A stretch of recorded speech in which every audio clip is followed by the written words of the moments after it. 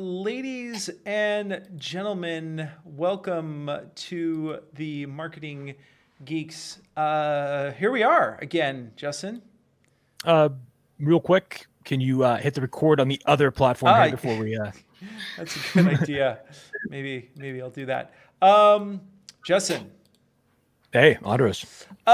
So what do you, when you do your marketing, do you have a plan that you actually follow, or do you just kind of, like a lot of marketers, just put out fires as you go my plan is to wing it. I mean, that's my plan. That's a good plan. That's a good plan. Yeah. I would say there are better ways, but I haven't really discovered it yet. But wouldn't it be great if, like, let's say like in 90 days, you could just get your act together and have a marketing plan that would be like super dope? Sounds pretty awesome to me. It's just not possible. It's only a problem. You don't think it's possible? Well, maybe. I mean, what you got something for me? I do, actually, because I know a guy who knows a guy who knows the guy that we talked to last week who knows a guy. And that guy told me about a guy. Well, I'd like to meet this guy. Well, I think we can do that. Ladies and gentlemen, I'm Andros Sturgeon. And I'm Justin Womack. We are the Marketing Geeks.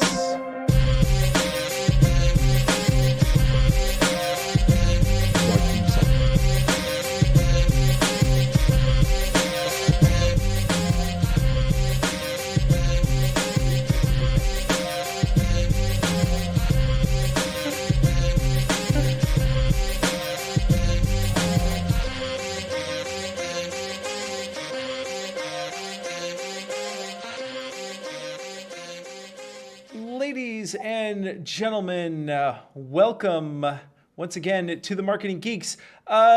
Justin. Yeah. Why don't you tell us about our little guest here that we have? I don't know if he's little. Yeah. I've never met him, but I'm excited. We got Cody Butler with us today, who behind him, I know you can't see this because you're listening to the podcast, but he's got a 2 comma award behind him here. So we'll have to learn about that here as we get moving, which is why Andros had referenced the guy he knew being Dave Woodward from ClickFunnels, who we just had on the show recently. But Cody here, who's joining us today, is the #1 best-selling author of Got Attitude and the 90-Day Marketing Plan. So both those awesome books.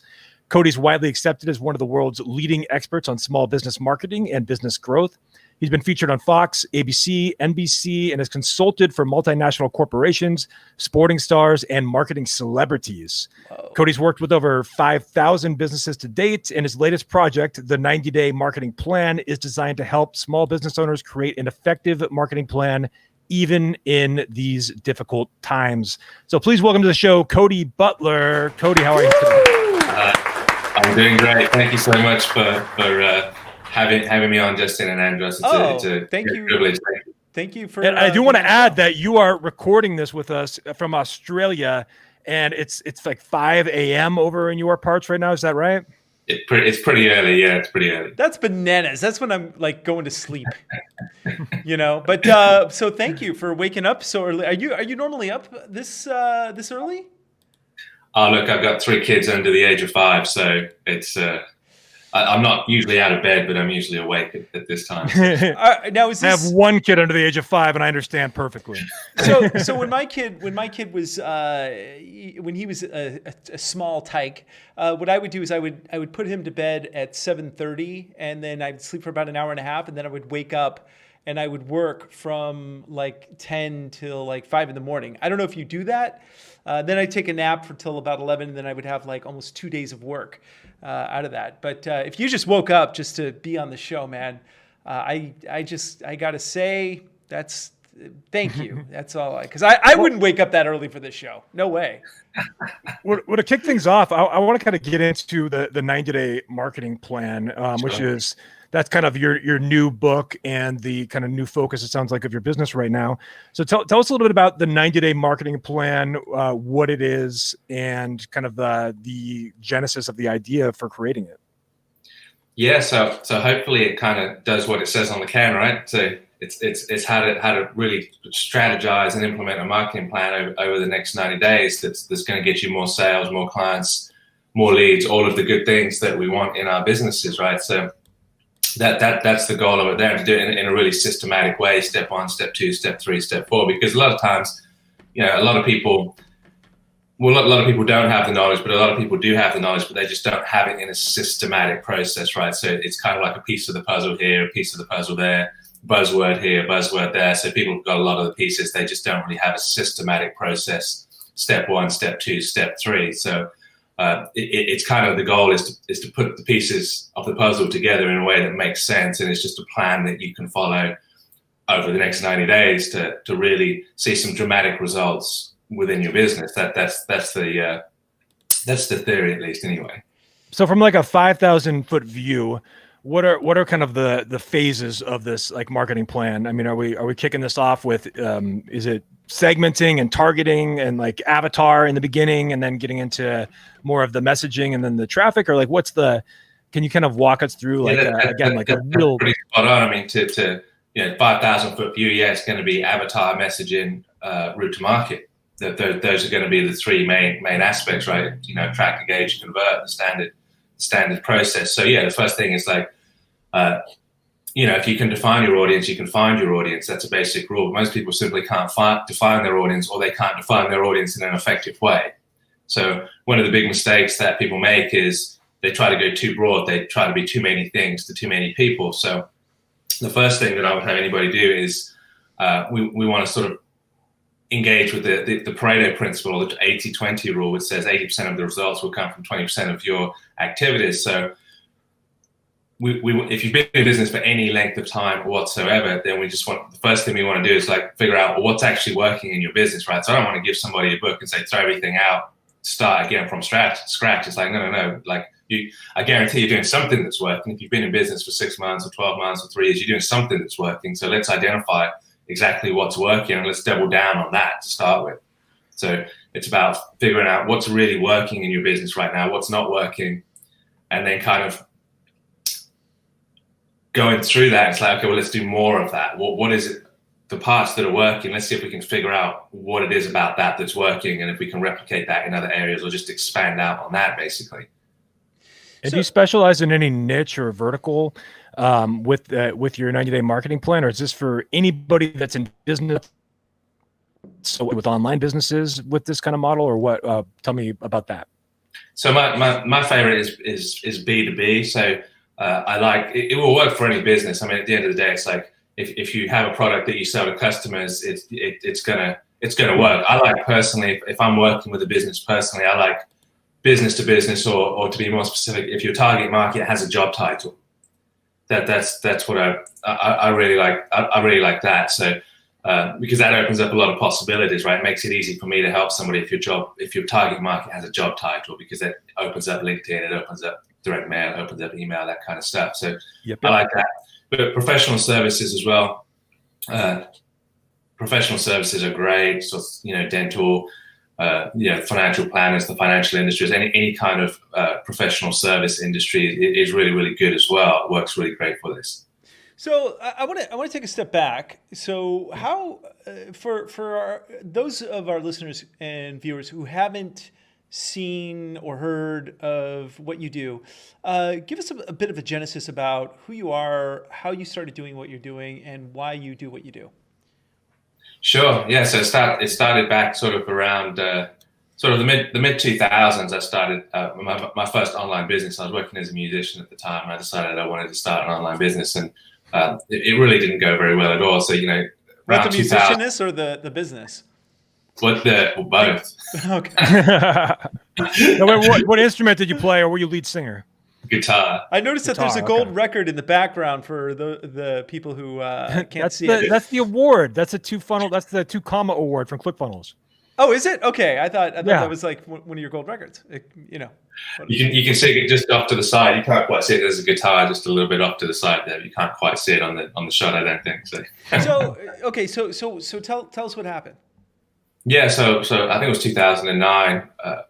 I lived about an hour, 75 miles from my parents, and I was going to see my parents one day. And as I was leaving, my mother stopped me and she handed me like 20 pounds, which is like $30, and said, take this money because I don't want to not see you again for another month because you can't afford the gas money to come back. Mm-hmm.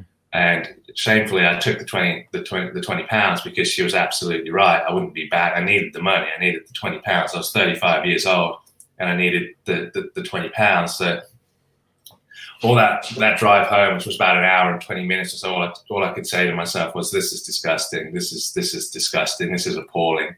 Disgusting. You should be helping your parents at this point in your life, not taking money from them. And so, I've been into the law of attraction and all that kind of stuff, and I was telling myself, I'm wealthy, I'm successful, I'm a successful entrepreneur. And it's like, the reality was I was none of those things. I was on welfare. I was having government assistance to pay for my rent. I made, I think, $9,700 that year was my income for the entire year from being a musician and the online business and stuff like that. And it just hit me like a ton of bricks. It woke me up, and I'm like, this is just disgusting. So that was the last day of my life and the first day of my life. On the way home, I made the commitment to myself. I said, this ends today. This ends right now. Not another day, not another hour, not another minute am I going to continue to live like this.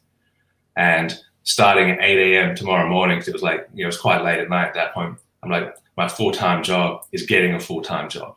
So I'm going to show up at 8 o'clock in the morning. I'm going to take a half an hour for lunch at 12, and I'm going to work till 5. And my job is getting a job until I get a job. Pissed off is better than depressed any day of the week.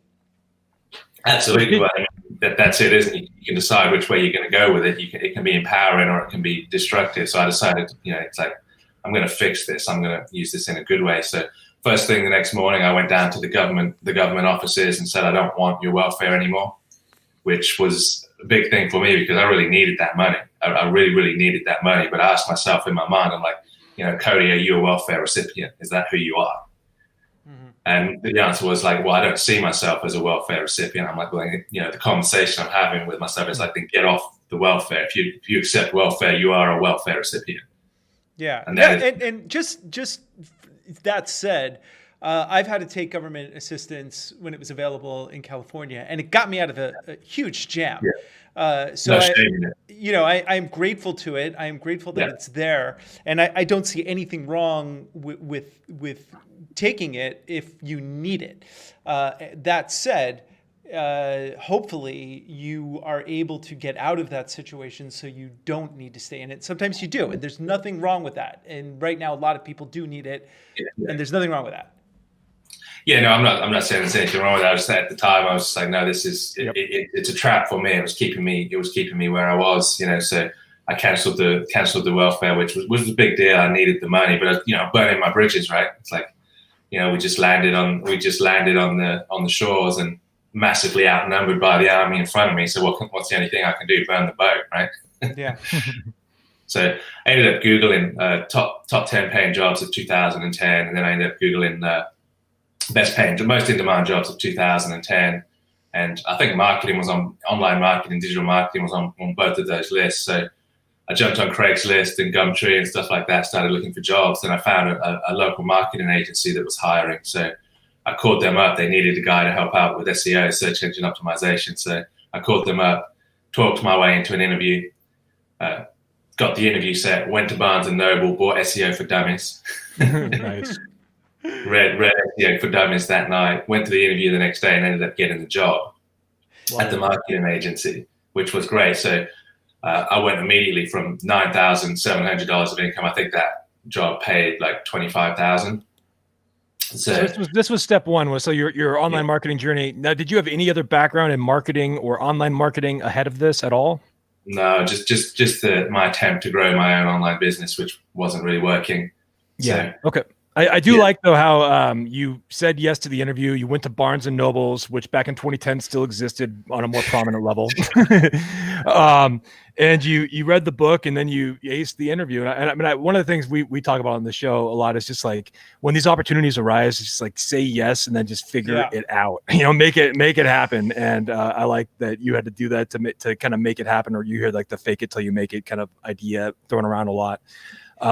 But I do believe in that. As long as you believe in yourself and that you can actually get the result done at the end of the day, I'm on board for that. So continue with the journey though. I want to hear the next phase here. Yeah, look, I mean, to add to that, I decided a long time ago I'm not going to be the one that tells myself no anymore. It's like, you're going to have to tell me no. I'm gonna assume that the answer is yes until you tell me no. I'm not gonna not put myself into a situation. I'm not gonna go for an opportunity because I'm the one telling me no. It's like the other person is gonna have to tell me no, right? So yeah. So I started with them. I actually got to learn a lot about marketing at that point, and I could see how much money that these guys were charging their clients. They were charging them an awful lot of money, and I started to think, that they're making a lot of money, and I'm actually the one doing all the work here. So, of course. Yeah. At the same time, I was sort of simultaneously starting to work with some of my friends' businesses. I had friends that were starting local businesses, and launched one of those. We got it up to like $250,000 in about 12 months, something like that. A couple of other businesses that I was working with that were sort of friends or introduction from friends. It was really starting to go very well. I was starting to get some good case studies, some good results working with friends' businesses and stuff like that. So I decided to go out on my own, start my own marketing agency at that point, which is what I did. I felt like I could do it. So again, I was probably woefully underprepared at the time, but hey, if we wait till we're ready, you're never going to take action, right? So I went out, started my own small business. I'm like, I got these 3 or 4 clients, which are friends, and they were introducing me to people, and ended up making probably, I think it was $187,000 that year. Wow. So I went from $9,700 in 2009 to almost $200,000 in 2010, 2011. And this is just from doing like a digital marketing business and before that you had really no idea about digital marketing. You just learned it and then did it. And this was you said in 2010, 2000. Yeah, which is back in those days, as dinosaurs know, way back then. Yeah, it was like if you know digital marketing and know how to put together a WordPress site, it was like knowing Elvish, because it was like you spoke the hidden language of this unseen force. So it was a powerful thing to know. And this was before the big Google slap too, the one that hit a little bit later there with the SEO Penguin update. I remember that well. That was a sleepless night. Dark days. Did you notice, like, as the business started to change, as more and more people started to do digital marketing because it got easier, and there's like now young kids who figured this out. Did you have to pivot from what you were doing? Did you start to suffer a loss of income, or did you just stay pretty steady along the way? Yeah, one thing to understand is like every business is dying. The only question is it dying fast or is it dying slow, right? So you look at, why did Apple come out with a new phone every couple of years? Why did Microsoft come up with a new? It's because they have to adapt, right?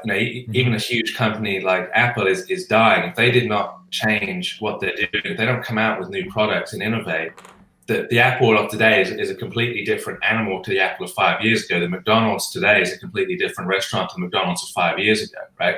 They're not recognizable because the McDonald's of 5 years ago is dead. That business is dead. They pivoted and they've adapted. The Apple of 5 years ago is dead. They've pivoted and they've adapted. So every business from the point of inception is dying.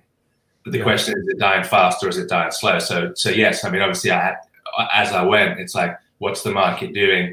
That I still essentially have the same business I had 10 years ago in terms of name and appearance and stuff like that. But what we do is vastly different. The actual internal workings of that business are vastly different, because if you're not on top of things, then you might be dying slow, but you are dying. So yeah, we'll continually pivot. And to that point, I just want to say that Jeff Bezos has come out in interviews and said those very things for Amazon perspective, that he fully expects Amazon to be bankrupt one day, even though right now they're one of the biggest companies in the world.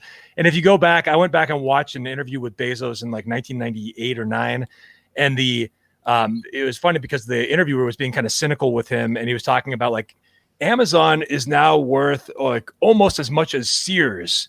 And they're like, that there's no way that's valid. And they were just making all these points and like ripping on Amazon not being worth as much as Sears. And then we watch this 20 years later, and it's like, oh, Sears is bankrupt and gone, and Amazon is like 100 times whatever Sears was at its highest point. The irony about that, the irony is that Sears originally started as a company that expanded because they were able to deliver things directly to your door, and they were put out of business by a company that delivered things directly to your door. Yeah, the original online company. I mean, it's like the catalog. The online business is the evolution of the catalog. Yeah. The warehouse. Direct response from a warehouse. So Okay, you go noticed ahead. that your particular company was having to adapt. So how did you adapt over the course of when did you notice things were shifting, and how did you adapt as things shifted more and more into mobile social and things got easier? What was your journey like back then? Yeah. So look, I mean, the thing to understand is it's like Sears versus Amazon. Like, the concept hasn't changed. The delivery of the mechanism has changed.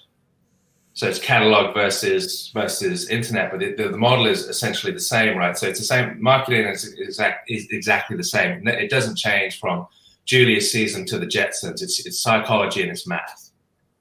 Great marketing it's human nature. We're dealing with people, like, because you're dealing with an iPhone versus dealing with a desktop or whatever, or you're dealing with Facebook versus dealing with MySpace back in the day. It's like the person behind the platform doesn't change. The person you're reaching doesn't change. The psychology doesn't change. So it's like, it's all about the fundamentals. It's understanding fundamentally what works. So fundamentally what worked for Sears is fundamentally what works for Amazon, right? That's people like discount goods. They like cheaper goods because they're getting them from a warehouse that's saving costs versus an online premises, an online building, or a physical building rather. So it's not that difficult, because at the end of the day, like, I can just bring people on. The actual skill of a platform is not really a very expensive skill. Somebody that understands how to use Facebook, I can bring that person on. It's the strategy, it's the psychology behind it. It's like, okay, I want to put this message in front of this group of people. How do I do that on Facebook? How do I do that on Facebook, Justin? Or it's like, I want to put this message in front of this group of people on Twitter. You're the man for that, Andros. How do I do that? It's like, it's actually coming up with the message that's the hard part. It's not putting it in front of people on a platform, if that makes sense. So what part of, I mean, with you're doing the messaging for marketing now. Are you the main person doing the copy, like, right, as the copywriter?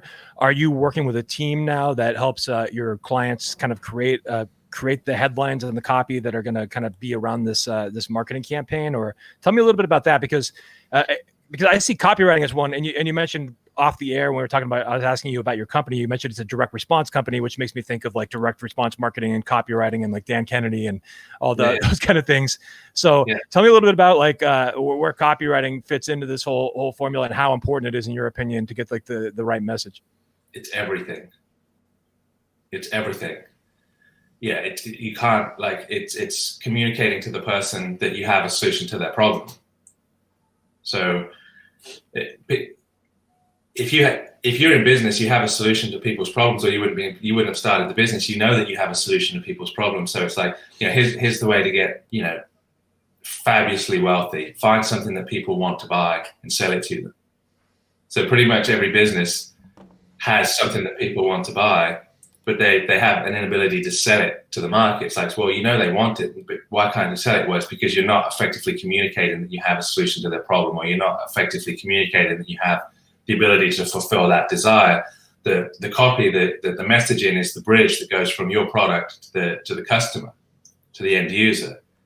So it's absolutely everything. So how do we do that? Well, nobody knows your business like you do. So it's going to be very difficult for me personally to come in.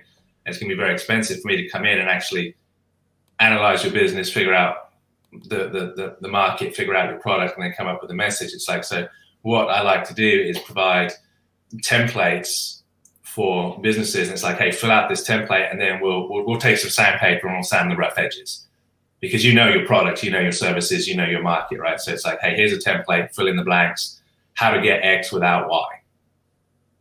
And then we come in and help really refine that message once the core work is there. Does that make sense? Yeah. Makes sense. What are some of the mistakes that you see? So let's say they don't have your template in this case. What are some of the common mistakes you see with business owners out there that are writing their own messaging and they're not obviously communicating the proper value to their customers? But what are some of the things that you're seeing out there that are maybe more common for the everyday person or everyday business owner? They talk about their product, not about the outcome that their product produces. So I'll give you an example. So I've worked with a lot of dentists, dental implant dentists, and one phrase that really revolutionized what we were doing for dentists was eat, live, and smile, pain free. Eat, live, and smile, pain free. That like increased the response rate by an order of magnitude. So most people would be putting like, hey, all on 4 dental implants or best dental implants in Sydney, Australia, or something around dental implants. Like, well, nobody wants a dental implant. Really, it's like, hey, you want to come into my office? I'm going to take a Dremel tool, drill a hole in your bone, and then take a screw a piece of metal into your gums. It's like nobody wants that. Unless you get paid for it, then some people. Don't remind me. I just had an emergency root canal like 3 weeks ago. So don't remind me, okay? So correct me if I'm wrong, but it seems to me that you have developed. Really, it's not just about setting up lookalike audiences and targeting this group, but really you help with the branding, the messaging, and then the delivery to those specific target demographics after you do the market research. So there's a lot that goes into your particular process, and that's why people pay you the good money. Or maybe can you walk us through the 90-day marketing plan a bit more in a bit more detail to kind of give like a sample of what people can expect if they get the book or check out your program? Because obviously you use your own process. Yeah, all the time. Yeah. I mean, it's like, I'm pretty confident if I had, I could make any business work. I have enough time and enough money at this point. So let's talk about that. What is the 90-day marketing? Start us with day one, and then kind of talk us through what that looks like. Yeah. You don't have to give away everything, but I mean, like let's start with like day one though, and hear like kind of how everyone gets started. Yeah, so day one is like, we're going to run a reactivation campaign or liquidation campaign. So whenever I start working with clients, the first thing I want to do is I want to get them a cash windfall, right? Because if they're paying me, it's like, it's great for everybody to get them results quickly. It's like, I want to give them their money back plus some more, within the first week or 2 weeks, if I possibly can, because that's good for me, it's good for them. So I want to do the same in the book, right? So the first chapter is about getting a cash windfall. So one of the big mistakes that businesses make is they don't understand how long it takes to get a sale. They don't understand how people buy. So to give you an example, 50% of people that inquire about a product or go into a store, look at a product, will purchase that product, but only 15% will purchase within 90 days. So if you think about like somebody goes onto a car dealership and looks at a new car or looks at a secondhand car, it doesn't matter. It's like they're going to buy a car in the next 18 months for sure. They wouldn't be on a car dealership looking at cars if they're not, but are they going to purchase today? Probably not. If you go into a furniture store and look at a brand new leather couch, you're probably going to buy a new couch in the next 18 months, or you wouldn't be in a furniture store, right? And it's not something we do. We don't go there on a day trip. So 50% will purchase, but only 15% in the first 90 days. The other 85% will purchase from day 90 to day 560. So if you don't have some kind of process in place to be top of mind and be following up with those prospects from day 90 to day 560, you're literally leaving 85% of the available revenue on the table, right? So most businesses operate your purchases or inability to cultivate lead follow-up. That's if that person comes in and they talk to you, they let them walk out the door, and if you don't get that person's information and follow up, you're leaving money on the table. So how detailed is your sales pipeline process? Like, are you running a CRM and putting people into opportunity stages and putting notes and all that around like all the different customers? Or like how tell me a little bit about your sales pipeline process. Yeah, so complexity is the enemy. Complexity is the enemy. Like implementation is the key to success, and complexity is the enemy of implementation. I agree with that. So it's like, I'll give you an example, right? It's like I got a friend who was an instructor pilot in the Australian Air Force, and he said, I can get you on an F-18 simulator, right? I'll get you a chance to play with an F-18 simulator if I want. And I'm like, I love planes, man. I grew up around an Air Force base. I'm like, that's a dream. Get me on the F-18 simulator. Probably one of the most advanced fighter jets in the world. Well, how long do you think it took me to kill myself? Like, I don't know, 30 minutes. Yeah, no, seconds probably. So like giving me the most advanced tool in the world, all it did was get me killed. Like I'd have been far better in assessment. So most people go, well, I want the most advanced, complex, capable tools in the world. It's like, no, you're just going to kill yourself. You want something that you want the most basic tool that you're actually going to implement with. That's a really good metaphor. I've not heard that one. So what do you recommend as far as tools go then? So as far as tools go, what do you recommend? So I like, ClickFunnels Active Campaign works for me. So ClickFunnels is a landing page builder, and then Active Campaign is just an email. So look, something is better than nothing when it comes to follow up. So just sending out an email once a month saying, hey, I'm still here. Are you ready to do something this month? No, all right, fine. I'll check back next month. And then send out another email next month. Hey, I'm still here. You ready to do something this month? No, okay, well, fine. I'll check back next month. And it's just, that is better than nothing, right? It doesn't have to be, $1 million copy. Yeah. Mm-hmm. It doesn't. Yeah. It doesn't have to be super complex.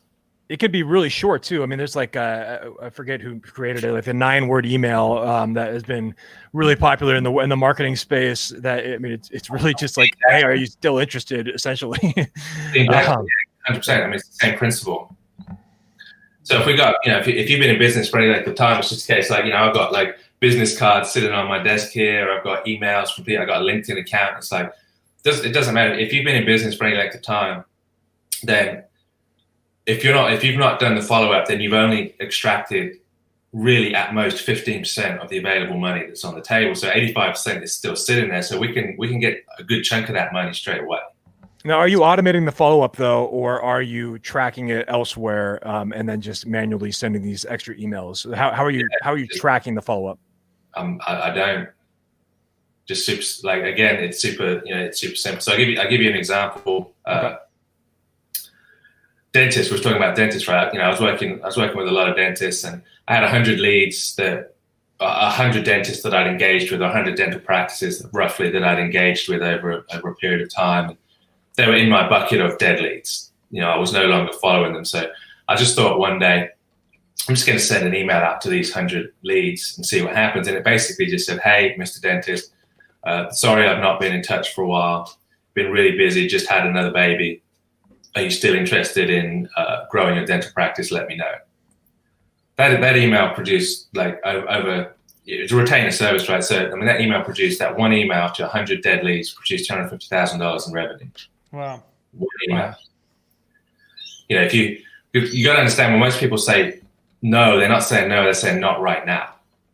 Can I come on your show, guys? No, Cody, not, it's like you say, no, not right now. You might be saying no, you probably say no, not right now. Look, we've booked up for the next 6 months, so not a good time. It's like, it's not no, the answer is not right now. Right? And so people confuse, when they hear no from a prospect, they confuse no, or they confuse not right now for no.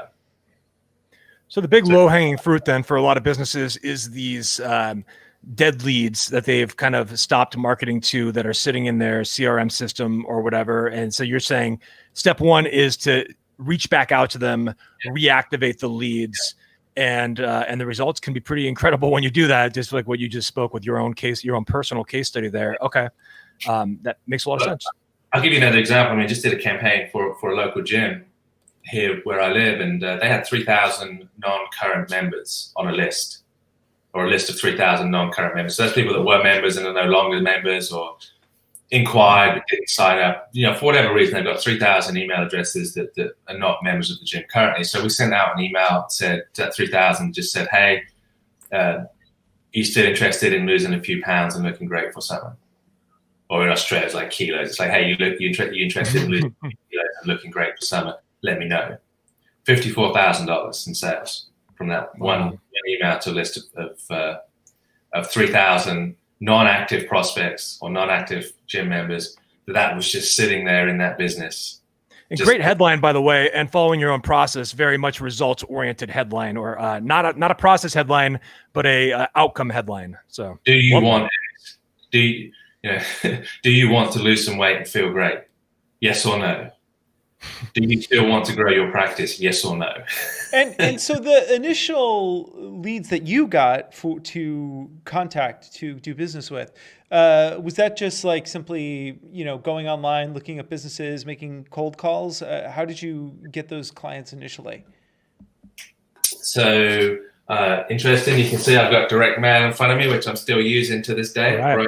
So I'm actually, direct mail is one of my favorites, LinkedIn. So yeah, it's a case of like, well, the next stage really in the 90-day marketing plan is we've got to really figure out who exactly do we want, who's our, the 80-20, right? Who's the best type of client, who's the best customer we want to work with. And then we can go out and we can actually actively find those customers, because we're going to narrow it down from working with everybody to only working with a very specific, or going after a very specific client, very specific customer. Because we don't have, like as small business owners, we don't have the budget to do a Coca-Cola advertising campaign. It's like, we can only reach so many people with our budget. So let's make that count. Let's make every dollar count. Let's make every dollar work for us. Yeah. And that's really important as a direct response marketer. I mean, I spent I think $250,000 roughly on Facebook last year, but that's my money. Mm-hmm. That's not clients' money. That's my money. It's like, I can't afford to lose $250,000 on a branding exercise. It's like every dollar has to go out and come back with friends. Right. So what are your primary traffic sources then? So you mentioned you're doing direct mail. You just mentioned Facebook ads. What are the traffic sources that you're bringing people in from? How are you outreaching? How else? So my three favorite for me personally, direct mail, LinkedIn, and Facebook are the three that really. And then for follow up, is that email, or are you doing text messaging with follow up too, or just mainly email? Email, yeah. Email and retargeting. Retargeting is another big opportunity, right? So again, it's like with in the 90-day marketing plan, I talk about that as part of the follow-up process. It's like one of the easiest wins is to put a retargeting pixel on your website. That's one of the easiest things that you can do, and then start running retargeting ads, because it's simply, most people don't expose their brand enough times to a customer for the customer to feel comfortable to make a purchasing decision. Yeah. So we often talk about on this show, we often talked about the rule of 7, that you, like a company or a brand needs to be seen 7 times. However, I recently attended like the last traffic and conversions event before COVID, which was last year. And I think it was either Perry Belcher or one of them was saying like it's more the number of contacts or a number of touch points required is much higher than that. Well, I don't remember the number, but it was like 50 or 100 or something. It's a high number of touch points sometimes for someone, especially on online marketing versus offline marketing. It's a little bit of a different game. But I mean, what are you seeing on your end? Look, I don't think anybody knows the real number, but I can tell you it's high. Yeah. I mean, I would say like I can't get in front of people enough times. I can't get in front of people too many times. Put it that way. Again, I mean, like I always ask people, like, if someone comes for an interview with me or something like that, I ask them what are you reading right now? And it's like, you can see right here, retargeting recipes. We didn't plan this interview or anything like that. It's like, I've got retargeting recipes on my desk. So what do you think is important to my business? Retargeting. Yeah, so it's like, real quick on that retargeting note. So, okay, somebody goes to your website, you pixel them, which means that you've just for the listeners, that you've added a piece of code that's tracking cookie essentially, and then you can retarget ads to those people because of that. What kind of ads are you serving them? Are you just serving them traffic back to the website, or are you then going into a more specific offer? Like, do you have like a book funnel or something like for your 90-day marketing plan? Is that the offer that gets made, or how many ads are more content centric versus call to action centric? Because I know some people play the long game on retargeting, where they'll retarget with a blog post and maybe the blog post has a call to action in it, but the ad is just going to the blog, things like that. So tell me a little bit about that process. Yeah, so it's a great question. So typically as a ratio, I look at 4 to 1. So I want 4 content to 1 call to action, but I probably want some content in the call to action as well. So okay. Even in paid ads here too, though, we're talking, right? Yeah. Okay. Yeah. So the vast majority, a lot of my paid ads are just content ads. Okay. Yeah. So what I want to do is, like, I want to get, like, my strategy is I like to run a direct response ad that gets the person's contact details or gets them pixeled. And then after that, I'm going to run them a lot of content ads. So you don't have to make a call to action if you're giving great content. So if I come on this show and, like, people go, I give enough usable content or enough information that people go, I think this guy has a solution to my problem. I don't need to make a call to action. They're going to find me. So that's how you want to look at it, in my opinion. So, okay, a couple of questions. First of all, I want to find out about your doing the emails in general. When you do email marketing, are you using like a MailChimp or something of that sort, or do you do it directly through your personal email? So for follow-up, I use ActiveCampaign. Okay. So for like the direct outreach, if I'm doing like direct outreach, I use my personal email. Yeah. So, okay, so the is a follow-up question because there's two parts to it. First of all, for me personally, I've been noticing that email marketing through like something like ActiveCampaign or MailChimp is getting a little bit harder, especially because people now, even Google will put your email into not only a separate mailbox, but then it'll ask you like, hey, you haven't seen the last few of these. Do you want to just unsubscribe? And it'll Google's the worst for that. Yeah, and a lot of people have Google as their main email interface. And then between that and also Facebook, which seems to be a bit on the decline lately, do you find that doing some of this stuff is getting a bit harder to do? And if so, how are you looking at moving beyond those particular problems? Yeah, so again, it's kind of the initial conversation. Like every business is dying. It's whether it's fast or slow. It's just a case of, okay, well, how do we overcome this? So the answer to, like, yes, for the average person, it's getting harder. So the question then becomes, how do I get better, right? How do I get better at this? So if every email I sent you, Andros, had $20 in it, would you unsubscribe? You know, when Google asked you, hey, you know, do you want to unsubscribe from this person's email? Would you say yes if every email had $20 in it? No, I'd just be answering emails all day. That'd be awesome. That's what you got. You know, people, you know, there's sort of like similar questions people ask. Well, how often should I be sending emails out? And the answer is like, well, does the email progress the person towards their goal? Does it leave them better than it found them? So that's why like getting your avatar is really important. Figuring out what problem you're solving for what group of people is really important, because that's gonna inform your content. And if every email I sent you effectively has $20 in it, is 4 emails a day too much? Is 5 emails a day too much? Yeah. Well, on that note, let's talk about something in the follow-up sequence here.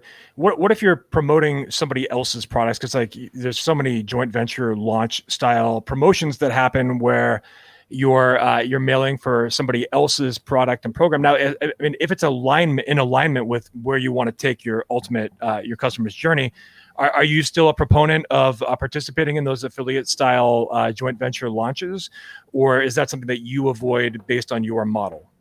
So again, it's like the question is, does this leave the person better than it found them? Does it progress them to closer to their goal? So this is like, you know, I'll just give a plug to this. I'm targeting recipes by Justin Brook. It's like, would I send out an affiliate link to this book in one of my emails? Yes, I would, because I think it's beneficial. Yeah. I think it's going to leave the prospect in a better place than it found them. If somebody comes to me and said, hey, I'm running a promotion on using TikTok, you know, it's like, would I push that out? I'm like, no, because I don't think it's necessarily going to leave the person better than it found them. It's going to leave them confused and overwhelmed and give them another choice. It's the last thing they need. So, especially if they're not marketing to 12-year-olds, especially. Exactly. And look, the average person, like we're getting into like, you know, the coaching community and stuff like that. For the average business, if you're a chiropractor or if you're a print shop that makes business cards, people are not really going to be coming to you so much saying, "Hey, will you send out, you know, my contract?" So that's not a question that's going to impact the average guy on the street. But you know, the answer is always, does this leave my prospect in a better place than it found them, and does it get them closer to where they want to be? If the answer is yes, do it because you'll be making friends. If the answer is no, then don't do it because you'll be pissing off the Google gods. So give us kind of a breakdown real quickly, because we're actually creeping up a little bit towards the end of the show. But the 90-day marketing plan, what does that look like, kind of from start to finish, week to week? Okay, so yeah, so we're gonna, you know, you want to identify. You want to get your business plan sorted out. So it's like, what's the tip of the spear? What's going, you know, what is your primary focus going into the marketplace? So you want to specialize in one specific area in your marketing. So for example, if you're a plumbing company, you might want to specialize on hot water heaters. Niching down. Yeah. Yeah, absolutely. Yep. As a route into your marketplace, right? So brand around that, get really focused on that. So it could be like air conditioning repair. So it's like, hey, I had a fencing company once. We built fences, dog fences, privacy fences, stuff like that, garden fences. And I think I called it it was like the fencing guys. But we did lots of stuff. We did roofing, we built out sheds and outbuildings, we did driveways, we did any kind of small construction around the outside landscaping, basically. But I called it the fencing guys. And what's the value around that? Is that the value because you're branding yourself in a very specific way, or is the value because that just makes your messaging a lot easier and more specific when you put ads out there? Like, where do you see the value of taking that lower niche stance? So if you're looking for a fence, are you going to go with the fencing guys, or are you going to go with C&B landscaping? Yeah, fencing guys. As long as the fencing is not the sword fighting, then I'm good. Personally, I find that offensive. Oh. So it makes your messaging so much more attractive. So people want specialists, right? If you've blown your knee out playing basketball, do you want to go see someone who specializes in knee repair, or do you want to go see a general practitioner? Mm-hmm. Knee repair guy. When people are at the point of spending money, they want specialization. They want to know that they're getting the best for their money. So it's like, perceptually, they're going to perceive that the fencing guys are going to do a better job with fencing because they're apparently specialized in fencing, versus like C&B landscaping that might do an okay job with fencing. So by focusing specifically on that one aspect of the business, it makes client acquisition a heck of a lot easier. It makes advertising a lot cheaper because your conversion rates are higher. And then once you get to the client's house, the customer's house, you do a great job and you go, hey, by the way, we also do driveways, we do gutter repair, we do roofing repair, we build, man caves, we do all kinds of stuff. Yeah. So you do a great job with the initial task, and then you use that as a mushroom into the rest of your product. That's a distinction that I think a lot of small business owners miss, is that yes, you could still sell all the other services and you could still market to people outside of your avatar. But when we're talking about paid traffic, we want to get results. And when we're talking about effective messaging, we want to communicate a specific thing. So I think just from, I've hovered around the local chambers of commerce and things like that. And times people just struggle to get that message. It's a tough one to sink in for some people. But it's just, something I've observed over time. But continue with the very astute observation. So one of the biggest challenges with this is like people go, well, I'm going to go too narrow and I'm going to exclude. I've got all of these other products. It's like, no, we're not excluding those other products. Yeah. We're not excluding them. We're just creating a point of a spear that's very sharp versus, a blunt instrument.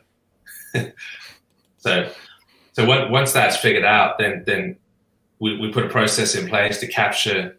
Obviously, we want to do lead capture, and we want to make sure that there's 560 days or more indefinite really follow up and nurture. So if we spend money on advertising, I haven't spent money on advertising for the last probably 3 weeks, something like that, for whatever reason. But I woke up this morning and I've got 4 appointments in my inbox. And that's just from the follow up, just from the returning follow up.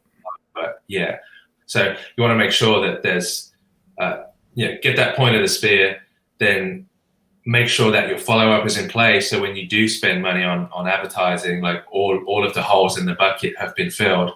And then we want to go to market with it. We want to find a way to go to market. Now, what's that going to be? It's going to depend, right? So for the fencing company, newspaper ads were really good. Newspaper ads worked really, really well. For dentists, other, people go, well, Facebook or AdWords. It depends, right? It depends on what you're doing. If you're an emergency locksmith, people are not going to be on Facebook. They don't get locked out of their apartment, or they don't get locked out of their car at Walmart and then go, I'm just going to go on Facebook and see if I can find a locksmith. It's like, no, it's like Google is the place to be for that. Yeah. Versus a product that needs a lot of education in order for a purchase to be made. So, well, then Facebook is a great place to do that, because you can educate people via Facebook. You can reach them in an ongoing way that's really easy. So Yeah, those are the 3 steps really. It's like figure out get your business positioned in a place that's attractive to the marketplace. Make sure you've got an adequate amount of follow-up, so you're not just going after 15% of the market. You're going after the whole pie. And then route to market, you've got to have a way to get that message in front of your target market. That's a summary. That's a summation of the 90 days. So if somebody wanted to find out more about the 90 days and kind of go through the process, where can they find out more about this? So the 90-day marketing plan.biz is a good place to start. Follow me on Facebook. I mean, if you want to see what I'm about, like I share information all the time on Facebook about this stuff. It's like always trying to help people there. So on my personal profile, really just friend me at Cody Butler on Facebook, and you can just check out my posts and stuff like that. I'm going over this stuff all the time. Yeah, the 90-day marketing plan.biz is a good place. If you want a hard copy of the book, Amazon's the place to get that, or CodyButler.com. That's another place to find me. Well, okay, so that's the 90-day marketing plan.biz, and it's 9090 is the numbers for 90. So the 90-day marketing plan.biz. We will put notes. We'll put the links in the show notes, and we'll have links to your Facebook profile and everything else, and even the Amazon book link, which will of course be an affiliate link, and we're going to make at least 5 cents off that sale. At least so. 10 cents. Don't be so pessimistic. So very cool, man. Okay, so and then are you as active on LinkedIn as well? Can we find you on LinkedIn? Yes, I'm on LinkedIn as well. Yes, I am. Yes. Okay, very good. Very good. Well, I got to ask is I want to hear the story behind the ClickFunnels 2 Comma Award real quick. Just a short story version of that. Is that for the 90-day marketing campaign, or is that for your prior book? I've actually been working for the last 5 years. I've been working directly with marketing agencies, helping marketing agencies figure out how to get results for their clients. That's really been the focus. So for the last 5 years, really, like, marketing agencies have been my clients. So that's kind of why I switched to the 90-day plan. Was like I wanted to go directly to the end users. A lot of people don't want to pay $3,000 or $4,000 a month for a marketing agency. So this was from more clients, more results, which was where I was helping marketing agencies actually deliver results to their clients. Very nice. And that means you did $1 million in sales from one funnel in ClickFunnels, correct? That's what that means. Yes. Bravo. Cool. Nice. Bravo. Nice. Well, thank you for that. But before we go, we here at Marketing Geeks always like to find out what people are most geeky about. So this is the lightning round. It doesn't have to be marketing or job related. It could be a hobby, a show you're binge watching, a book you're reading, an audio book, some music, a hobby. What's geeking you out at this very moment? What's geeking me out at this very moment? It's trying to figure out what's going on in the world with the whole pandemic. It's like that kind of stuff. Well, you're not falling down the Q hole, are you? No. Oh, thank God. In Australia, are you locked down in Australia right now? I don't know the updates in Australia. Parts of the country are. We're pretty relaxed where I am, but there are parts of the country where you'd be better off in North Korea. Yeah. Oh, wow. Okay. Yeah, we just had a huge spike over here in the Netherlands, and it's been interesting because we went from like just a couple of hundred cases a day to all of a sudden the government was like, hey, yeah, let's get everyone back to work. So the kids have to go back to school. And as soon as that happened, man, there was a huge spike. However, the interesting thing about it is they've also reported there have been some reinfections, but people are not getting it quite as bad. So there's a possibility it has mutated, and now it's not hitting people that hard. But I agree with you. It's a wild. I mean, it's so unknown. It's like I have my own predictions, and I have to say that every prediction I've had for the past 4 years has come true. And I have predictions about what's going to happen next, but for another day, we're off the air. That's for another day. So Justin, what are you most geeky about? Work, man. That's what I'm geeky about. I love working. No, I mean, I've been very, very busy right now. I just landed a very big client and am managing their launch. And so that's kind of my focus right now. And that's that plus serving my other clients is, a lot on my plate. But I did see an article about the Matrix 4 and now Lana Wachowski is saying it's going to change the industry, although she also said that the Matrix Reloaded would change the game for special effects, and those special effects were in some scenes those were pretty bad. Those were pretty bad. I my feeling with the Matrix 4 is there's only one storyline that would make sense to save that entire thing and justify its existence. And that is that Zion was actually a construct of the Matrix. Everything that that happened inside part of the Matrix, and what the whole saga is really about is the first person waking up, which is Neo.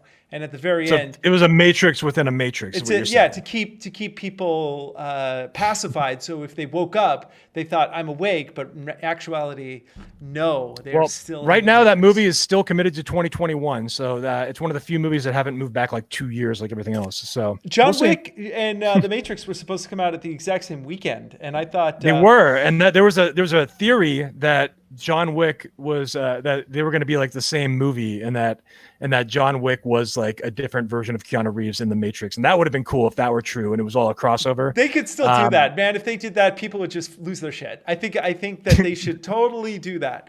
Are you following any of this conversation, Cody? I don't know if you've seen The Matrix or John Wick or any of this. Okay.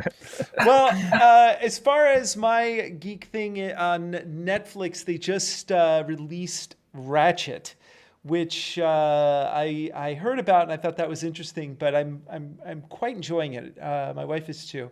Ratchet is the prequel. It's the pre-story of Nurse Ratchet from One Flew Over the Cuckoo's Nest. Okay. And it tells kind of it's like her origin story, but it's told like a Hitchcock film. And the as they say in France, the mise en scène, the way that the look of the show, the color scheme, the way it's directed, the sound cues, it's pretty fun. And so far, I'm quite enjoying it. I'm only on episode 2, but I'll give you a deeper report at another time. So, and then we got Borat 2, the surprise Borat sequel that he shot in secret. That's going to be coming out in like 2 weeks on Amazon directly. I think it's free if you have a Prime membership, I believe. I hope it's free. That should be interesting. I'll check that one out when it comes out. And then I'm a big UFC fan, so I'm looking forward to Khabib versus Justin Gaethje, who nobody here, or I don't know if you do, but Andres doesn't watch any of that. So but I'm looking forward to that one. So no, I don't watch UFC. What I do is I take my son and I put him in a room with some other children, and I just say, whoever escapes alive gets a snack. That's kids. So you have 3 kids, Cody. How old are your kids? 5, 3, and 6 months. Ooh. Wow. Well, I have a 2-year-old. Andres, is he 5 or 6? Your son? He just turned 6. Goes quick, but yeah, maybe I'll have him on a guest on the show sometime. So, yeah, we'll have Jacob. We'll have Jacob and Khalil on the show together. Yeah, so 2 kids enter, 1 kid leaves. Cody Butler, everybody, thank you so much for being on the show. This was a lot of fun, and yeah, I'll definitely check out the book. I would love to get to know more about it. So, with that, ladies and gentlemen, we are the Marketing Geeks, and we are out.